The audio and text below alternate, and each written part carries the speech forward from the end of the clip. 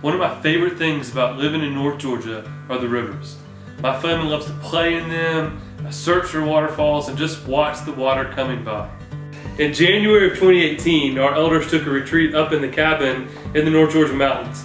Then as we were praying and discussing the future and trying to plan out what the Lord had for us, in the front yard of the retreat center was a lake. As we were sitting there discussing, it seemed like all the elders would just stop and gaze out the window at that lake. Throughout the weekend, the lake became very symbolic to everything we didn't want to be as a church. Sure, it's pretty to look at, but it accomplished very little. It had a ton of potential energy. We saw that as a metaphor for the church. Did we want to be a church where we looked pretty, had tons of potential energy, but didn't really accomplish much?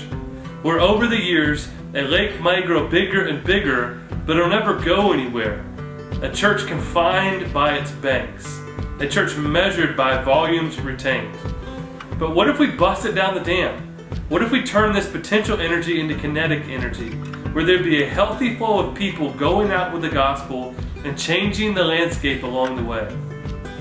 They would take the gospel to new places, and it wouldn't be people gathered around one pastor in one place, but sending out disciples to be pastors in their new communities. We would judge ourselves by gallons per minute, not gallons retained. So after a bunch of prayer and conversations, this thought, this vision that was dreamed just captivated us. It sounded like what we were reading in Acts 2. It sounded like what we thought the Great Commission would look like if we took it serious. So this weekend, January 2018, based on the Lord leading us to be a river church and not a lake church, 10 and 10 by 2 was created.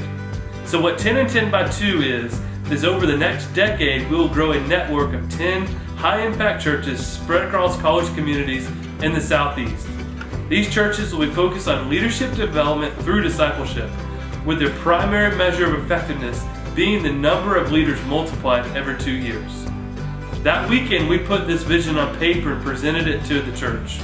We as elders refuse to be a lake, but are fighting to be a river, and the church agreed with us.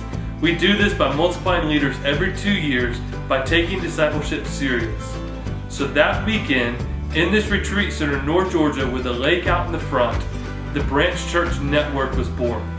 So we're excited to say that we are taking our first active steps in being a river church this fall by planting the Branch Church Milledgeville. So the Branch Church Dahlonega, which is a 3-year-old church plant, will be sending out some of our best and brightest to plant the Branch Church Milledgeville. Our prayer is that over the next 2 to 3 years, we will be sending out more to plant another church, and Milledgeville will be doing the same.